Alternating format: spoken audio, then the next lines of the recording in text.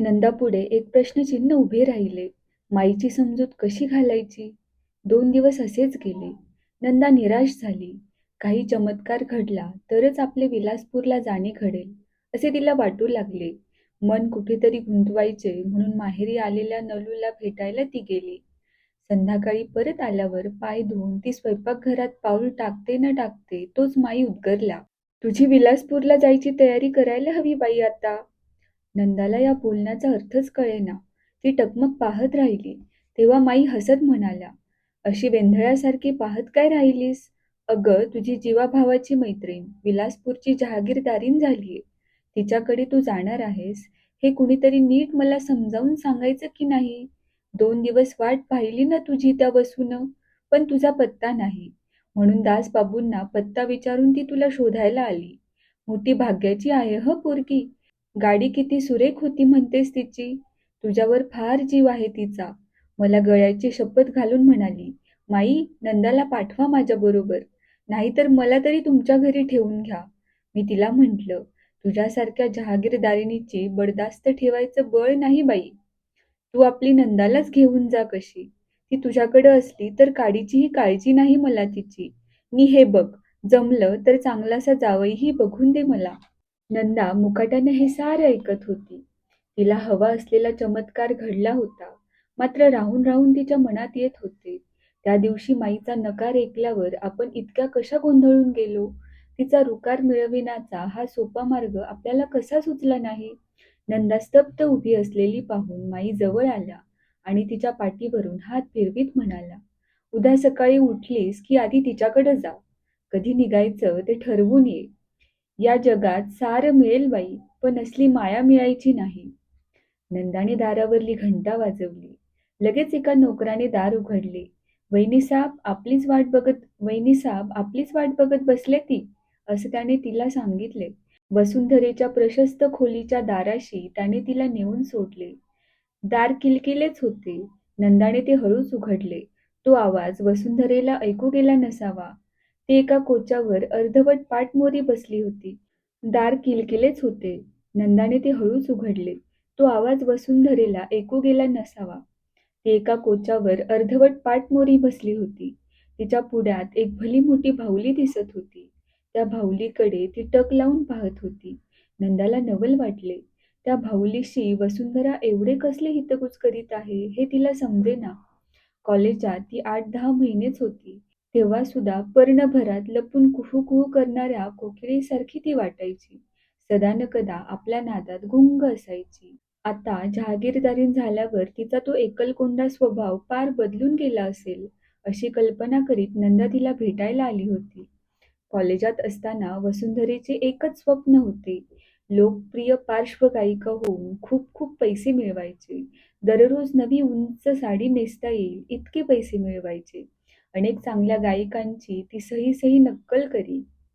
पण हे गाणं तुला नीट जमलं नाही, अशी कुणी थट्टा केली की लगेच ती रडकुंडीला येई. अगदी जीव घ्यायला निघे. जहागीरदारीण बनलेली आणि मातृपद प्राप्त झालेली वसुंधरा त्या वसूपेक्षा भिन्न झाली असेल. पोक्तपणाने ती आपले स्वागत करील, असे नंदाला वाटत होते. आपल्या या निराधार कल्पनेचे तिलाच हसू आले आता. एक नीटनेटकी, उजळ रंगाची आणि हुशार दिसणारी नोकराणी याच वेळी तिथे आली. बहुधा ती वसुंधरेची खास दिमतीची दासी असावी. नंदा दारातच थबकून उभी होती. हे पाहताच ती मोठ्याने उद्गारली, अगो बया! त्या त्या उद्गारासरशी वसुंधरा दचकली. तिने वळून पाहिले. दारात उभ्या असलेल्या नंदाला तिने चटकन ओळखले. झटकन उठून दाराकडे येत ती उद्गारली, अगं नंदा, अशी परक्यासारखी दारात काय उभी राहिलीस? मी जहागीरदारीण असले तरी ती या पर्वतीच्या दृष्टीनं, तू नि मी कॉलेजातल्या मैत्रिणी. दारातून पुढं आलेल्या नंदाचे दोन्ही हात धरून तिला आपल्याजवळ कोच्यावर बसवीत ती म्हणाली, मला वसू म्हणायचंस हं तू? मी तुला नंदा म्हणणार. इथं अहोजाहोचं काही काम नाही. तू माझी कंपॅनियन म्हणून यायला तयार आहेस, असं त्या दिवशी दासबाबूंनी फोनवरून सांगितलं ना, तेव्हा मला किती किती आनंद झाला. म्हणून सांगू वाटलं, उठावं आणि महालक्ष्मीला जाऊन तिच्या पाया पडून यावं. काय बोलावे हे नंदाला कळेना. वसुंधरेच्या बोलण्यातला अतिशयोक्तीमुळे ती गोंधळून गेली. ती काहीच बोलत नव्हती. असे पाहून वसुंधरा तिचा खांदा हलवीत म्हणाली, तू कशाला बाई बोलशील माझ्याबरोबर? कॉलेजात तू होतीस स्कॉलर, आम्ही होतो ढ. लगेच नंदाचे तोंड दोन्ही हातांनी आपल्याकडे फिरवून ती उद्गारली. कॉलेजात दिसत होतीस तशीच आहेस की ग अजून. कोवळेपण टिकविण्याची काही किमया पैदा केली आहेस वाटतं. मला शिकव ना ती. काहीतरी बोलले पाहिजे म्हणून नंदा म्हणाली, तू तर चांगली जहागीरदारीण होऊन बसली आहेस. गोड गळा दिलाय देवानं तुला.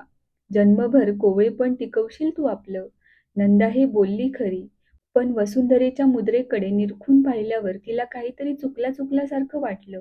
वसू अंगाने थोडी भरली होती, त्यामुळे तिचे देखणे रूप अधिकच खुलून दिसत होते.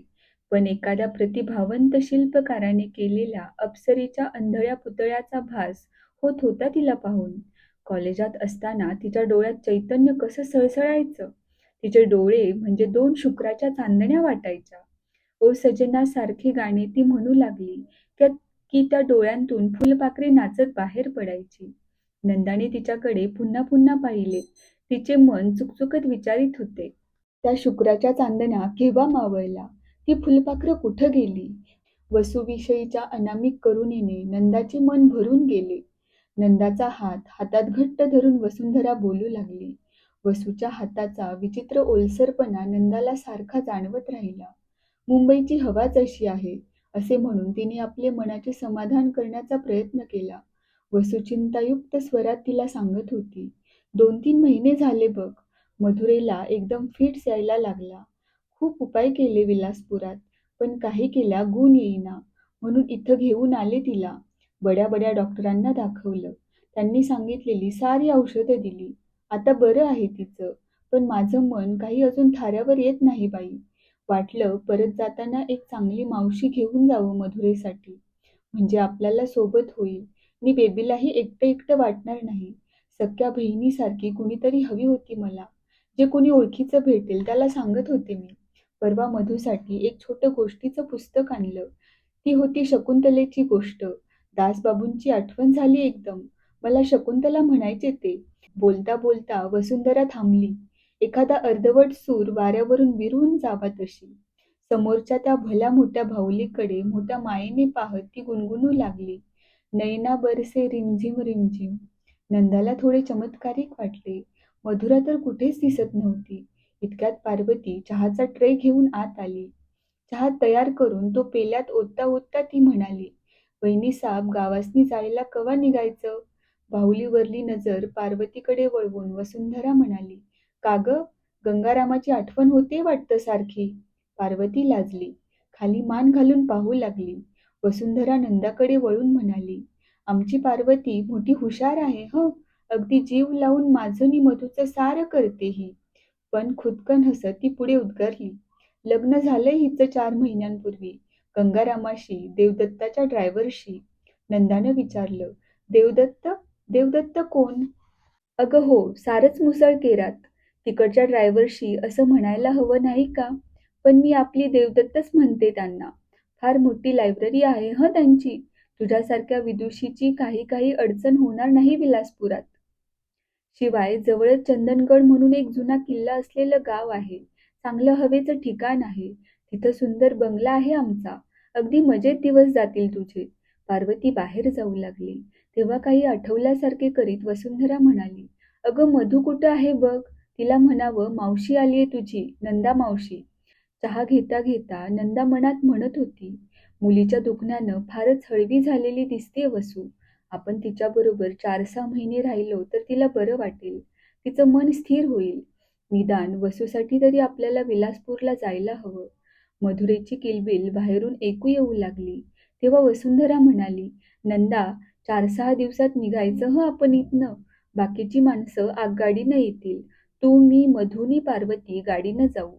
मम्मी मम्मी करीत मधुरा आत धावत आली. 5 वर्षांची ती गोड पोरगी पाहून नंदाला वात्सल्याचे भरते आले. तिला मिलिंदाची आठवण झाली. आईपाशी कुणीतरी बसले आहे हे लक्षात येताच मधुरा थबकली. नंदाकडे टक लावून पाहत ती म्हणाली. मग तिने हळूच विचारले, मम्मी हीच ना ग नवी मावशी? नंदाने उठून लाजऱ्या मधुरेला अलगद उचलले. तिला आपल्या मांडीवर बसवीत आणि तिची हनुवटी वर करीत ती म्हणाली, मला छान छान गोष्टी येतात हं. विस्फुरलेल्या डोळ्यांनी तिच्याकडे पाहत मधुरेनं विचारलं, खरं? नंदानी मान डोलावली. मधुरेनं उत्सुकतेने प्रश्न केला, मला गोष्ट सांगशील आत्ता? नंदानी पुन्हा मान डोलावली. मधुरा हळूच म्हणाली, राक्षसाची नको हं सांगू, भय वाटतं त्याचं मला. राक्षस न म्हणता राक्षस हा शब्द तिने स्पष्ट उच्चारला. त्याचे नंदाला मोठे कौतुक वाटले. ती हसत उत्तरली, छान छान गोष्टी सांगेन मी तुला, पण त्यासाठी आधी एक पापा द्यायला हवा मला माझ्या भाचीनं. नंदा आता आपले पापा घेणार असे वाटून मधुरा झटकन तिच्या मांडीवरून दूर झाली. वसुंधरेच्या पुढ्यातल्या बाहुलीकडे आता कुठे तिचे लक्ष गेले. भावल्यांची राणी म्हणून टाळ्या पेटीत ती उचलायला मधुरा धावली. पण वसुंधरेनं ती पटकन उचलली. त्या बाहुलीला कुरवाळीत वसू म्हणाली, आत्ता नाही हात लावायचा हिला. 5 मिनिटात तिला अर्धमेली करून सोडशील तू. तुमच्या रक्तातच मोडतोड आहे ना, त्याला काय करायचं? बोलता बोलता ती उठली. कोपऱ्यातला सुंदर आरसा असलेल्या अलमारीवर तिने ती बाहुली ठेवून दिली. बाहुली न मिळाल्यामुळे मधुरा चिडली. तिचे ओठ थरथर कापू लागले. तिला चटकन जवळ घेऊन तिची समजावणी करीत नंदा म्हणाली, असं रागवायचं नाही बाई, आपण दुसरी मोठी मोठी बाहुली आणूया हं आता. तिच्या गोड बोलण्यानं आणि मायेच्या स्पर्शानं मधुरा सुखावली. तिच्या ओठांची थरथर थांबली. नंदाने वसुंधरेकडे पाहिलं. मधुरेच्या हाताला लागू नये म्हणून अलमारीवर ठेवलेल्या बाहुलीकडे पाहत ती तशीच उभी होती. नंदाने पुन्हा निरखून पाहिले. वसुंधरा बाहुलीकडे पाहत नव्हती. अलमारीच्या लंबवर्तुळाकार सुंदर आरशात पडलेले आपले मोहक प्रतिबिंब पाहण्यात ती गुंग होऊन गेली होती. घरातील दृश्य पाहता पाहता नंदा हरकून गेली. जणू सुंदर स्वप्नांची जत्रा भरली होती तिथे. ती पाहून परिराज्यातून तर आपण प्रवास करीत नाहीत ना, असा संभ्रम तिच्या मनात निर्माण झाला. घाटातील वळणे गाडी सहजतेने घेत होती. कबुतराने एटीत मान मुरडून एकदा इकडे पहावे, एकदा तिकडे पहावे, तशी धुक्यांच्या निळसर मच्छरदाणी झोपी गेलेली वनश्री अजून जागी झाली नव्हती. तिच्या निद्रीत लावण्याच्या अस्फुट दर्शनाने नंदा मंत्रमुग्ध होऊन गेली. आकाश दिसत नव्हते, पण बहुधा त्यात ढग रेंगाळत असावेत. पहाटे पडून गेलेल्या पावसाच्या सरीने सारी सृष्टी अभ्यंग स्नान केलेल्या सुवासिनीसारखी दिसत होती. सडा समार्जन करून फुलाफुलांची रांगोळी काढून आता ती देवपूजेला बसणार होती. त्याकरिता सूर्याची निरांजन लावायला ती सिद्ध झाली होती. सूर्यबिंब क्षितिजावर आले. हा हा म्हणता त्यांचा अंधुकपणा नाहीसा झाला. इतका वेळ नंदाला घरचा विसर पडला होता. नवे खेळणे मिळाले म्हणजे लहान मुलाला आईची सुद्धा आठवण होत नाही, तशी थोडीशी तिची स्थिती झाली होती. पण समोर सूर्यबिंब दिसताच तिला एकदम माईची, दादांची आणि मिलिंदाची आठवण झाली. तिला वाटले, दादा चहा घेऊन वर्तमानपत्र वाचीत बसले असतील, पण त्यांचे अर्धे लक्ष बातम्यात आणि अर्धे लक्ष आपल्या प्रवासाकडे असेल. माई चहाच्या वेळी आपली आठवण काढून हुरहुरली असेल आणि जाग्या झालेल्या मिलिंदाने मावशी कुठे आहे, मावशी कुठे आहे म्हणून भुणभुण सुरू केल्यावर त्याची समजूत घालता घालता तिची पुरेवाट झाली असेल. मागून मधुरेची तक्रार ऐकू आली, मी मावशीपाशी बसणार, मला मावशी हवी. नंदाने वळून पाहिले. वसुंधरा कोपऱ्यात डोळे मिटून पडली होती. पार्वतीच्या मांडीवर झोपलेली मधुरा जागी झाली होती. नंदाने तिला हळूच पुढे घेतले. मावशीच्या मांडीवर बसून मधुरा बाहेर पाहू लागली. झाडे पाठशिवणीचा खेळ खेळत पळत होती. मान वळवून ती म्हणाली, नंदा मावशी, आमच्या बागेतली झाडं कधी कधी पळत नाहीत. ही कशी ग मग पळतात अशी? प्रत्येक पिढीला बाळपणी पडणारा हा गहन प्रश्न ऐकून नंदा मनापासून हसली. मधुरेचे केस कुरवाळीत ती उत्तरली, झाडं पळत नाहीत बाळ, आपण पळतोय. मधुरा काही कमी वस्तात नव्हती. ती चटकन म्हणाली, आपण कुठं पळतोय, आपण तर गाडीत बसलोय. आपण पळतो म्हणजे आपली गाडी पळते. चुक चुक. मधुरा टाळ्यापिटीत ओरडली. मग मिस्किलपणाने नंदाकडे पाहत तिने विचारले, तू किती शिकली ग मावशी? MA झाले मी. MA? पण माझ्यासारखी मांटीसरी कुठं झालीस तू? झाडं कशी पळतात ते आमच्या गाण्यात सांगितलंय. शिशुवर्गातला बडबड गीताचा शास्त्रधार मधुरेने पुढे केलेला पाहून नंदाला मोठी गंमत वाटली. ती लटक्या गंभीरपणाने म्हणाली, ऐकू द्या तरी ते गाणे. मला MA ला सुद्धा कुणी शिकवलं नाही ते.